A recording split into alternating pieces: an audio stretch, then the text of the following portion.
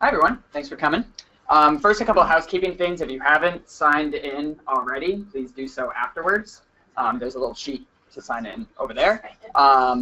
For those people tuning in via webinar, you can type your questions into the chat box. Or afterwards, there's an option where you could be unmuted by Judith. Easier one's probably just to type your question. And also just a note that you're currently in listen-only mode. So I'll introduce our first speaker, Meghan Paul. She comes from the University of Southern California Sea Grant. She's a Knauss Fellow in the National Ocean Service Policy and Constituent Affairs Division. She's originally from Fort Lauderdale, Florida, where she graduated from Duke. Then graduated from Duke University in 2009 with a BS in biology with a concentration in marine biology. Now she's currently a PhD candidate at the University of Southern California in the Marine Biology and Biological Oceanography program. The fun fact about Meghan is that she has a black belt in karate. You joke about not being on Meghan's bad side. And Meghan's title is Dose-Dependent Impacts of Copper and Ocean Acidification on Mytilus californianus. Close enough. Larval development and gene expression. So give it up for it. Thanks, Grace. And so, yeah, that is actually just muscle. You can just think of it as muscle. Thank you all for coming today. I'm going to talk to you about my one chapter of my dissertation research, studying the interactive effects of copper and ocean acidification on mussel larval development. Coastal ecosystems face many challenges right now, both chemical, physical, and more. These are just a few of them depicted here. Where I did my PhD research, and in many urban coastal regions around the world, copper pollution has been an issue for a long time. Copper pollution comes from a variety of sources. One of the prominent ones is anti-fouling paint on the hulls of boats. It also comes from atmospheric deposition and runoff from land-based sources. Meanwhile, there are novel stressors that are emerging rapidly in coastal oceans, such as ocean acidification. And so in this set of figures from the California Current, you can see that pH of surface waters has been declining rapidly and is predicted to continue to do so. And aragonite or calcium carbonate saturation constants are also decreasing.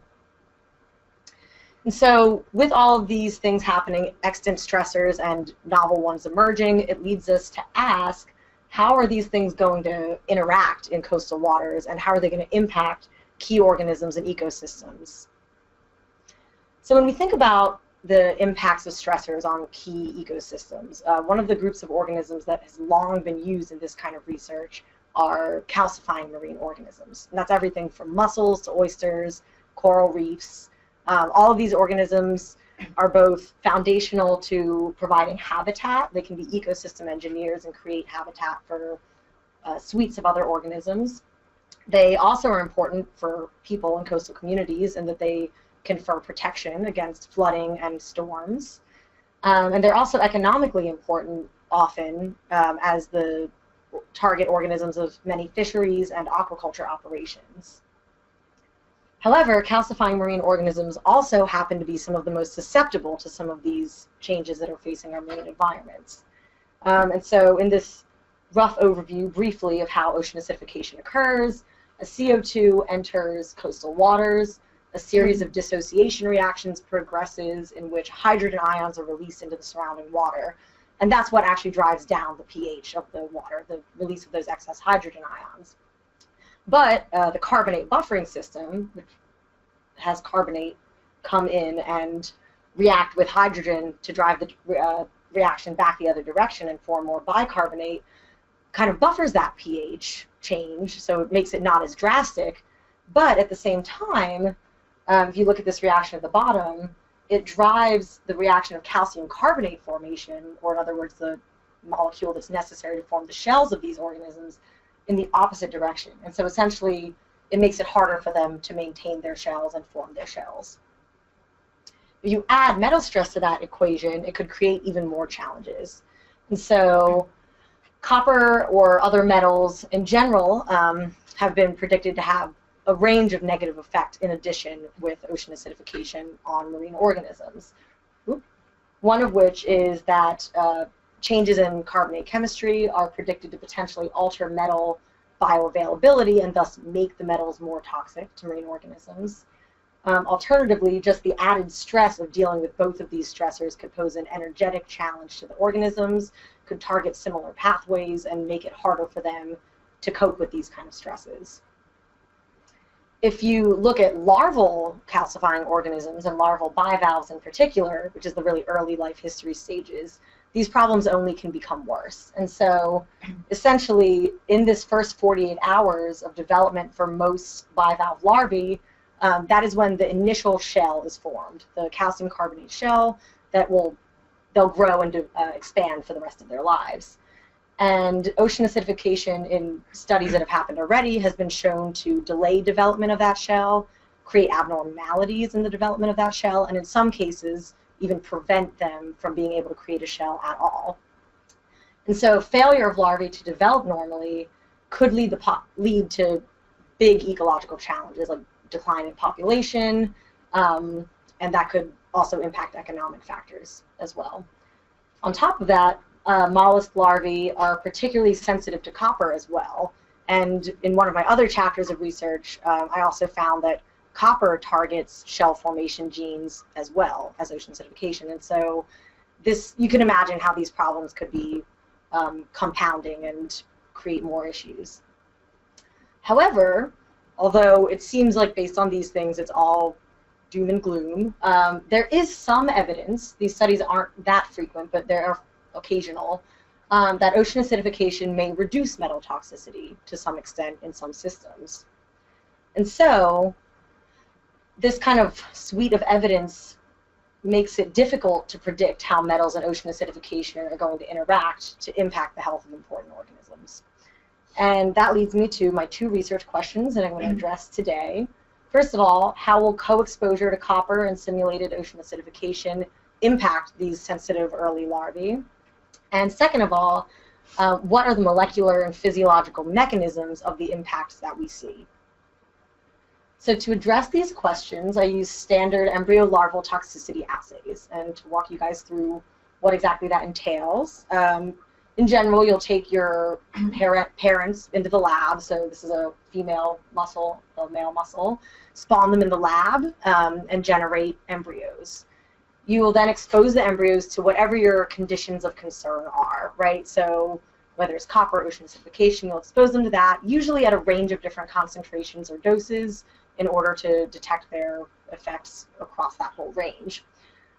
You'll then allow the organisms to develop under those conditions for a given amount of time. It can be from often 24 to 96 hours. In this specific case, we looked at it for 48 hours.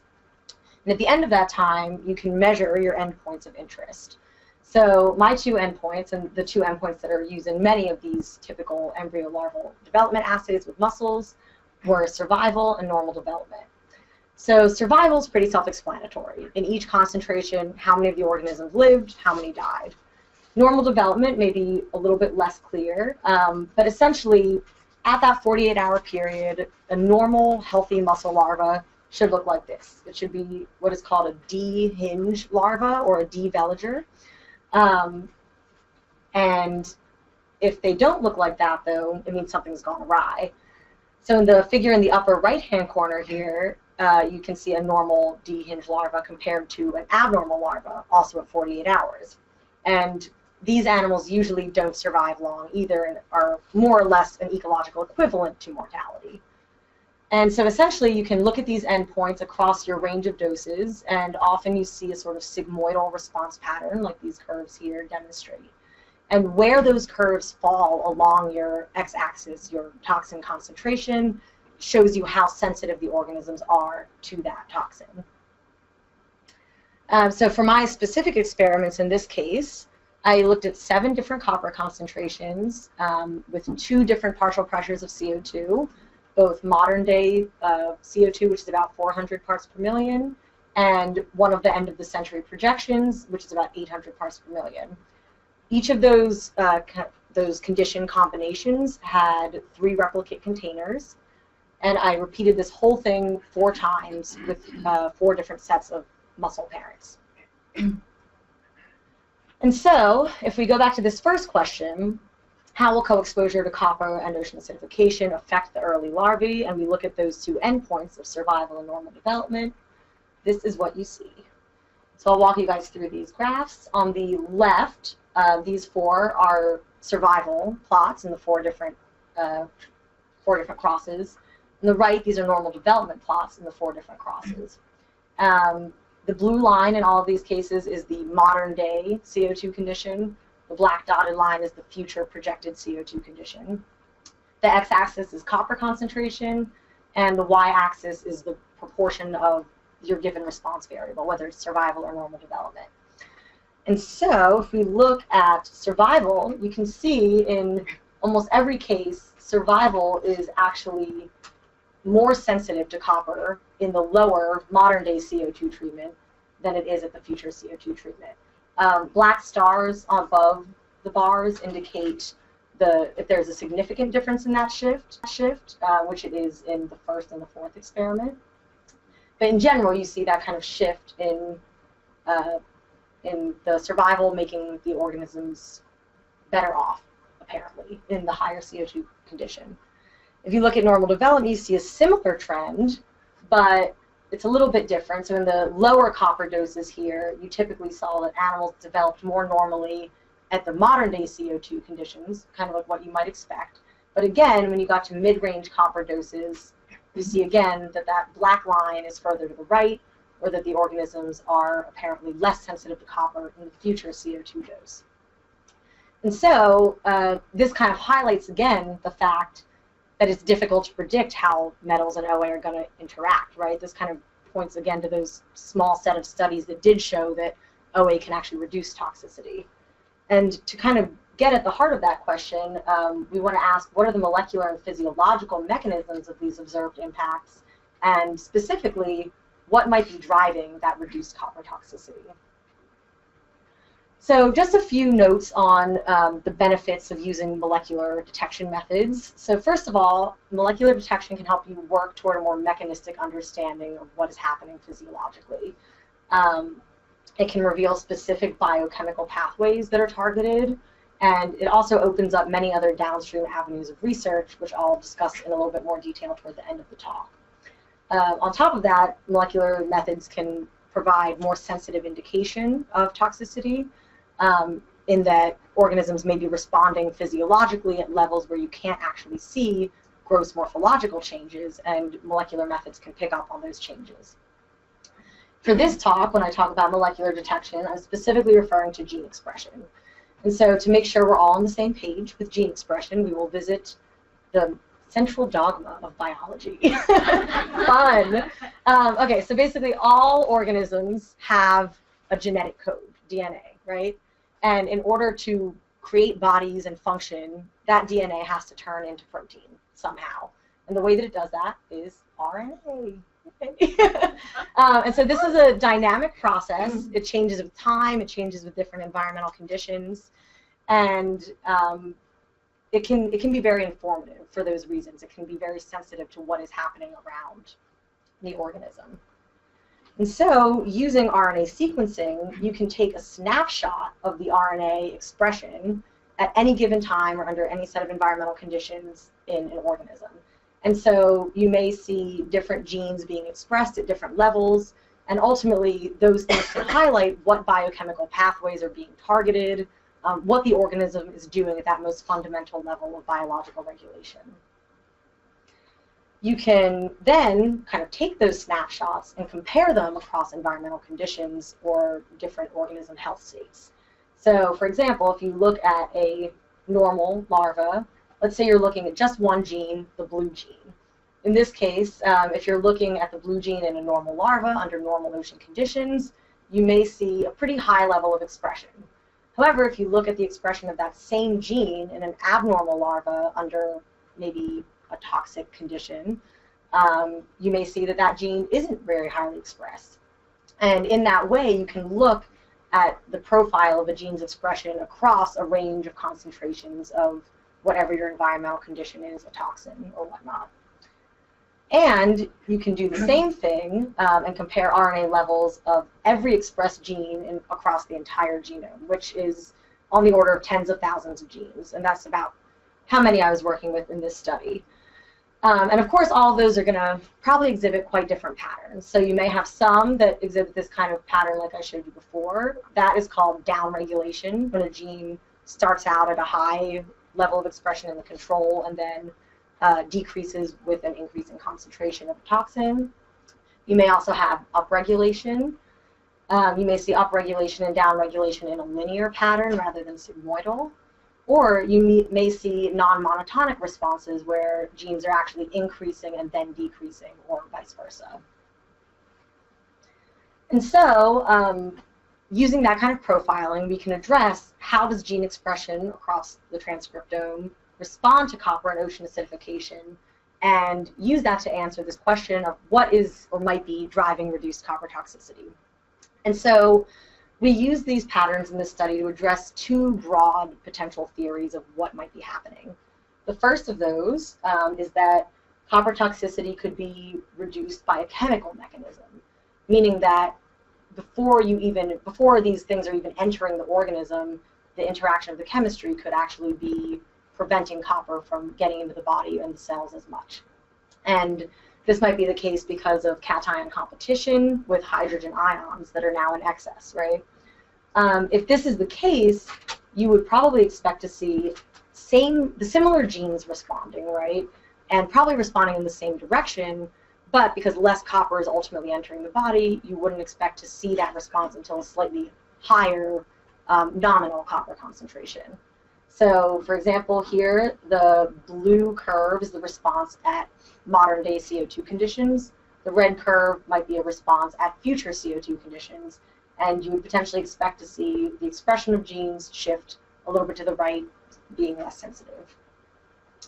Alternatively, if this is a physiological mechanism that's conferring the kind of protection against copper and reduced toxicity, you might actually expect to be seeing a different suite of genes involved, or see the genes that are already there acting in different directions. So in this case, again, blue modern-day CO2, red future CO2, you would see a gene that was decreasing, now being upregulated. Or you might see a gene that was downregulated in response to copper at modern CO2, suddenly not being responsive at all. Or you might see a gene that wasn't responsive at all at modern CO2, suddenly becoming copper responsive. And so all of these might be mechanisms that the organism utilizes to defend itself against the increased presence of both of these stressors on its body. And so getting to the data, these are heat maps of the genes that are dose responsive to copper in both of the CO2 treatments, right? So they had that kind of both of them responded pattern. A little bit about the anatomy of the heat map. So red or darker colors means higher gene expression. Yellow or lighter colors means lower gene expression.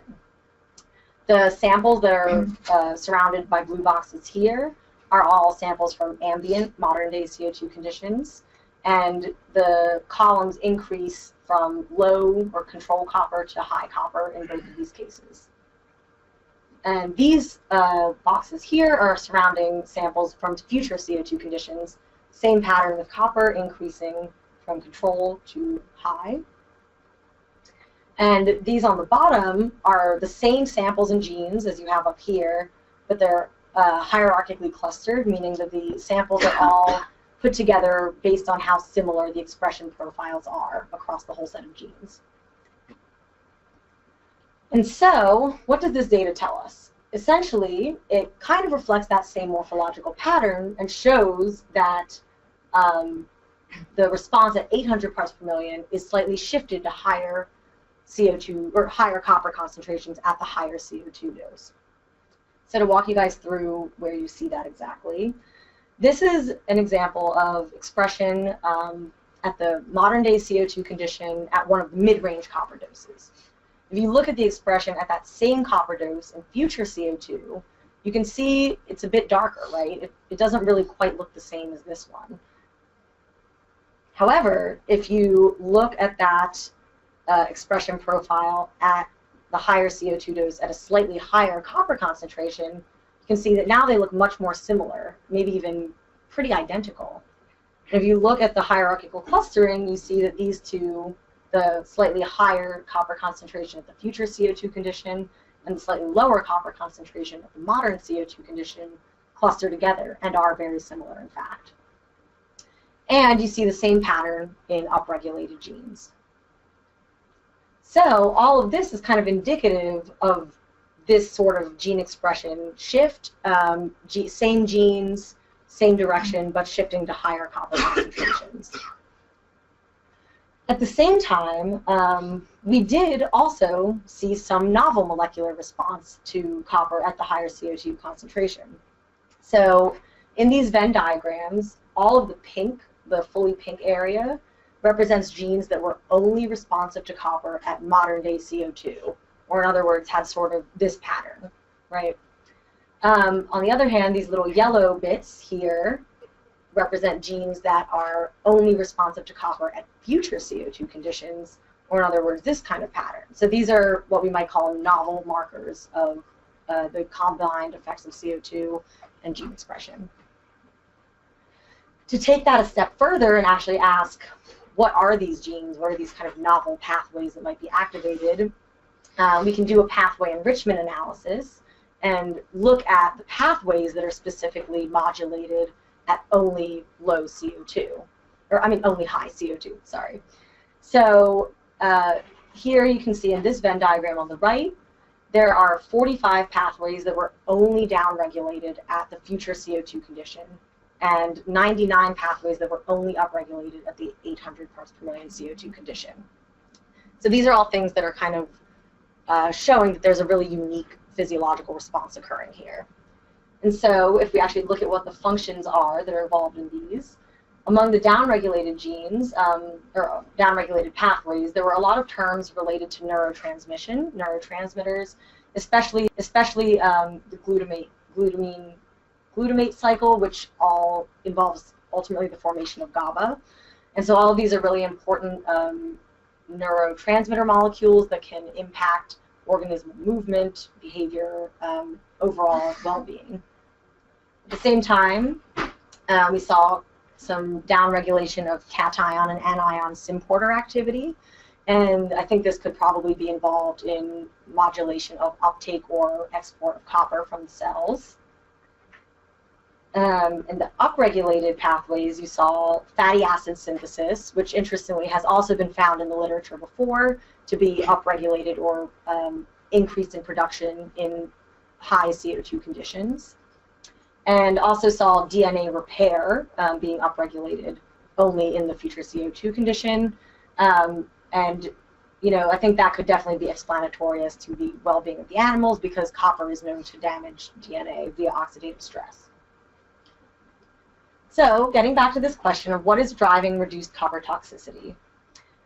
So based on the heat maps, the first set of genes that we looked at, it is likely that there are chemical impacts that are preventing as much copper from entering the body, right?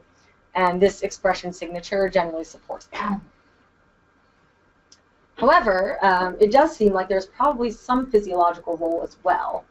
And potential explanations as to what the organism could be doing by modulating those specific pathways I talked about are that, first of all, more comprehensive downregulation of transmembrane symporters and neurological signaling molecules could be used to reduce movement and thus reduce the uptake of copper, or even just the symporters alone being downregulated could be resulting in reduced uptake of copper. Enhanced DNA repair, as I kind of already mentioned, could also be allowing for more successful cell replication and proper developmental pathways to occur. So, broad conclusions. The interactions of stressors in future coastal waters, as we saw from all of this, may have very unexpected effects on animal health. You could actually see potentially benefits of the interactions of these kind of things that you would have initially thought would surely create harm. Under CO2 conditions, many copper-responsive genes are similar, meaning the same genes are expressed, but exhibit shifts in sensitivity. And some unique genes and molecular pathways are targeted by the stressor interaction. So what are the implications of this and potential future avenues of research?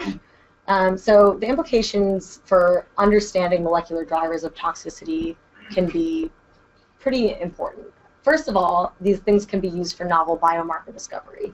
So if you remember, again, in these Venn diagrams, all of the genes here that were uniquely responsive at future CO2 conditions, those could all be used in toxicity assays and tests down the road to detect those specific interactions of chemicals in the water. Also, this could be used for downstream genetic analysis and selective breeding. So essentially, areas of the genome that are responsive and potentially conferring protective mechanisms against the interaction of these stressors could be analyzed for genetic diversity. And if you find genotypes that are associated with the organism having even more activity at that specific region and potentially conferring even greater benefit on ultimate survival and development, those kind of specific genotypes could be used and selected for in selective breeding programs. And finally, enhanced predictive models, which is what we're ultimately trying to get at here. How can you take two stressors that you haven't done a specific experiment with before for a specific organism and say what the effects there might be? And understanding the underlying molecular method or mechanisms and what exactly is happening for that organism physiologically is going to be an essential component of trying to make those connections. However, we definitely still need to do a lot more testing on these kind of approaches. First of all, take it to the field. I think these kind of approaches are great to get an initial assessment of what's going on in a controlled environment, but ultimately you need to see that it also plays out in the field, right? You need to know, are these changes that you see happening in the lab also happening where you see those same sets of conditions in the natural environment? And additionally, we should continue to test these interactions in other systems. So basically, right now, a lot of the research in this kind of on these kinds of stressors are primarily focused on bivalves, calcifying organisms, a little bit on other species as well. But really, we need to be looking at a suite of different organisms in order to ultimately predict how ecosystems are going to change. And we also need to be looking at the effects of other interactions that they might be facing. And ultimately, that would hopefully be able to lead us to develop better predictive mechanisms. And so with that, I want to thank all of my research support, both financially and morally and all of those ways. And I'll take any questions. And I finished way faster than I thought I would. Yay!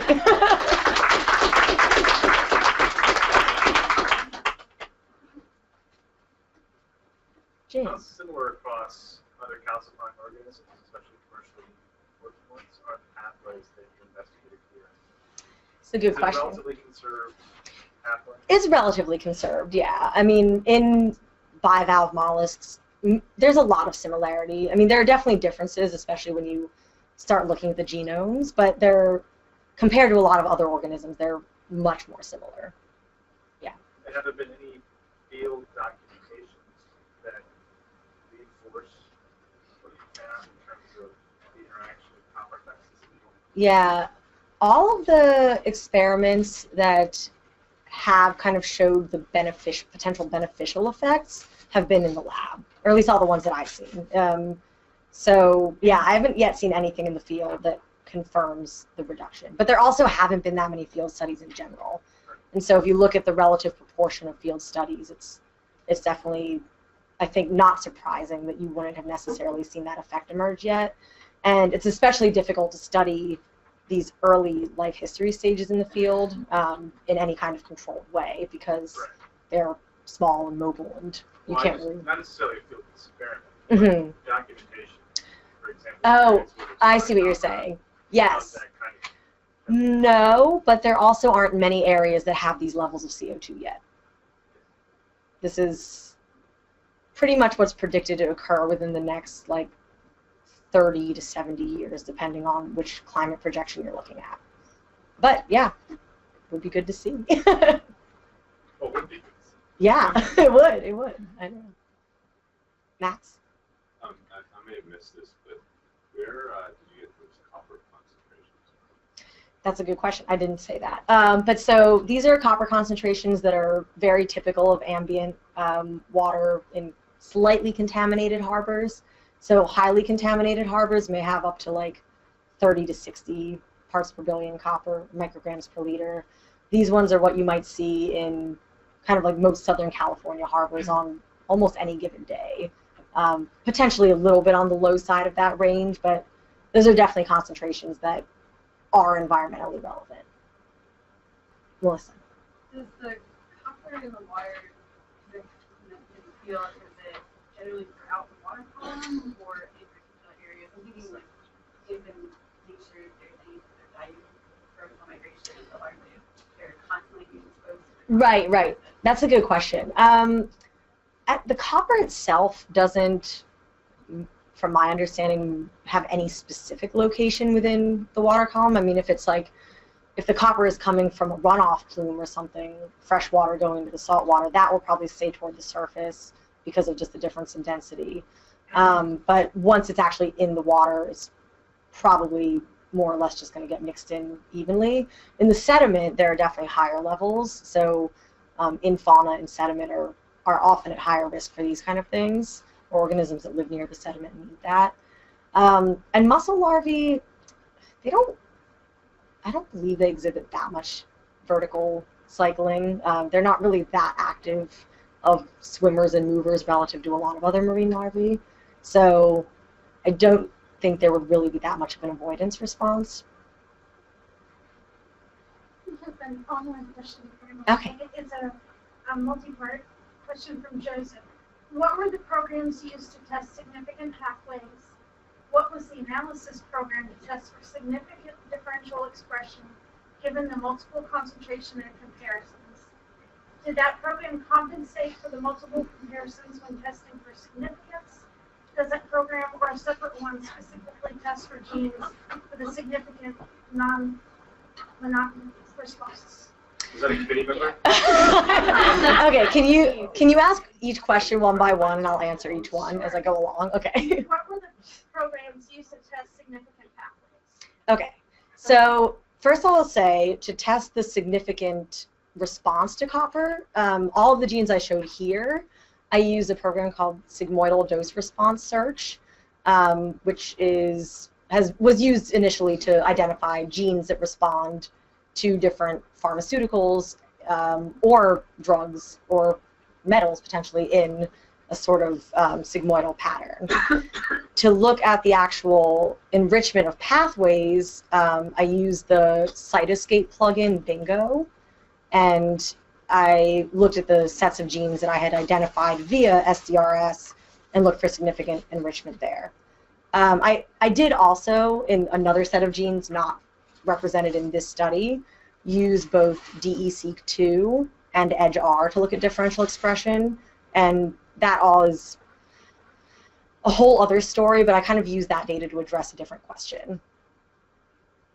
Yeah, was there? I think there was more to the question. If there is, for the sake of time, I'm going to say you can follow up with that person. Tell them they can email me, and I will tell them any more detail they want to know. Thank you, Megan.